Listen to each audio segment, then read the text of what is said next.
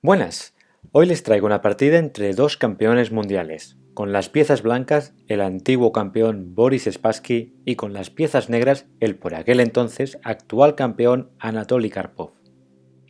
La partida se disputó en un torneo de élite celebrado en Montreal en 1979. He elegido esta partida porque veremos dos aspectos interesantes. En primer lugar, cómo Karpov fue materializando ligeras ventajas de forma precisa. En segundo y último lugar, analizaremos una posición emblemática de caballo dominando el alfil. Spassky abrió con el peón de dama y tras caballo f6, c4, e6 jugó caballo f3 evitando la defensa nimzo-india que tendría lugar tras caballo c3 y alfil b4. Karpov planteó una defensa india de dama con peón a b6, abriendo la diagonal para el alfil de casillas blancas.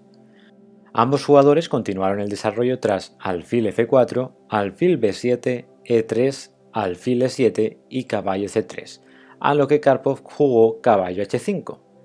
Esta jugada pretende ganar la pareja de alfiles, ya que el alfil no tiene una casilla donde resguardarse. La partida continuó con alfil g3, d6, alfil d3 poniendo el alfil en una buena diagonal, caballo d7, enroque corto y peón a g6.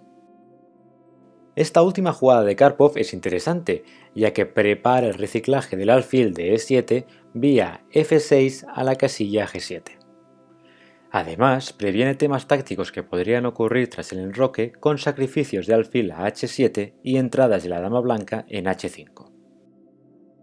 Llegados a este punto, las blancas eligieron peón a h3, una jugada marca de la casa de Spassky.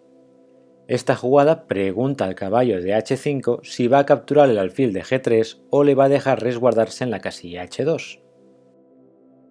Karpov lógicamente tomó el alfil, ya que la función de ese caballo era únicamente ganar la pareja de alfiles. Las blancas retomaron con el peón de f, dañando su estructura pero creando una columna semiabierta.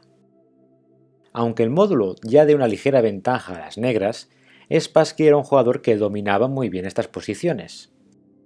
Con otras palabras, el estilo de juego de Spassky era dinámico y por tanto se sentía cómodo en posiciones donde la actividad de sus piezas compensaba las debilidades de su posición. Prueba de ello es que las blancas van a realizar inmediatamente una maniobra con la torre de A1 para traerla a la columna semiabierta F. El juego siguió con el enroque corto, torre C1, alfil F6, torre C2, alfil G7 y torre C F2, doblándose en la columna semiabierta F. Ambos jugadores van a maniobrar en una posición que se parece un poco a un Maroxy y donde las negras optaron por una defensa erizo. Esta defensa recibe el nombre de erizo porque los peones negros son como los pinchos del animal.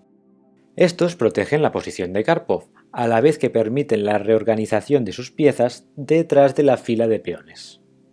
La partida continuó con dama e7, rey h2 mejorando la posición del rey, peón a6, dama e2, torre a e8, alfil b1 poniendo el alfil a buen recaudo, c6 y peón a3, preparando una expansión con b4. Como pueden ver, las negras han maniobrado en sus tres primeras filas, algo típico de esta disposición erizo. Sin embargo, viendo que Spassky iba a ganar más espacio con la jugada peón a b4, Karpov reaccionó en el centro con peón f5. El jugador de blancas golpeó con peón e4, intentando potenciar sus bazas estratégicas que son, primero, las torres dobladas en la columna F y segundo, el alfil de casillas blancas que está en la diagonal de B1 a H7. No obstante, Karpov evitó ambas ideas jugando peón a C5, abriendo las dos grandes diagonales y poniendo mucha presión al centro con su pareja de alfiles. Spassky intentó aliviar la tensión con peón de E por F y tras E por F se intercambiaron las damas con dama por E7 y torre por E7. A continuación, las blancas jugaron peón D por C, liquidando los peones centrales con la esperanza de haber pasado la peor parte. Llegados a este punto, las negras pueden recapturar con tres jugadas, caballo por C5, B por D o D por B. Karpov eligió tomar DB, que puede parecer la opción menos conveniente a primera vista. La explicación es que si bien el peón de D6 queda retrasado, esta jugada fija el peón de C4 y abre la columna B a la vez que mantiene el control de la casilla E5. Antes de continuar, me gustaría hacer la siguiente reflexión sobre la posición. ¿Ha conseguido Spassky abrir la columna F o la diagonal blanca, que como dijimos eran sus mayores bazas? Podemos ver que no, hecho que nos indica que Spassky no ha conseguido activar sus piezas y por tanto las negras ya están mejor. A continuación veremos cómo Karpov va a materializar de forma minuciosa su ventaja. La estrategia que va a seguir consiste en simplificar la posición para llegar a una situación de caballo contra alfil. Spassky jugó torre D1 atacando el peón retrasado y Karpov empezó con la simplificación tomando el caballo en C3, por tal de doblar los peones en la columna C. Las negras continuaron con torre F6 y tras torre D2 doblándose en la columna D, Karpov jugó torre E3 poniendo presión en la debilidad de C3 y atacando el punto F3 con el apoyo del alfil en B7. Spassky retiró el caballo a la casilla G1 y Karpov aprovechó para acercar el rey con rey F7. Una de las virtudes de Karpov consiste precisamente en activar su rey en el momento adecuado, es decir, ni prematuramente exponiendo su rey, ni de forma tardía. El juego siguió con torre de D por D6, torre de F por D6, torre de D por D6 y rey E7, y la torre blanca tiene que retirarse a la casilla de 3 proponiendo un cambio de torres. Karpov lo rechazó ya que las piezas menores blancas están descoordinadas en la primera fila del tablero, hecho que puede aprovechar la torre de las negras con torre E1. Spassky se vio forzado a situar su alfil en la casilla A2, donde podemos ver que el peón de C4 limita mucho las perspectivas de actividad de esa pieza. Karpov continuó restringiendo más la posición blanca llevando su torre a C1, donde ataca los peones doblados. Las blancas trajeron su caballo de vuelta al juego, pero Karpov no dudó en intercambiar ese caballo por el alfil. Esta jugada responde al hilo estratégico de las negras, que se basa en simplificar la posición para que la diferencia entre el caballo de D7 y el alfil de A2 sea más acentuada.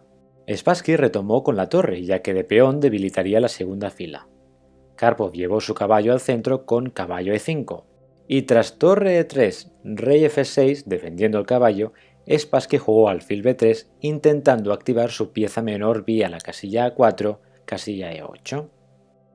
El juego siguió con peón a A5 y Spassky continuó con alfil A4, que pierde el peón de C a cambio de ganar algo de actividad con el alfil.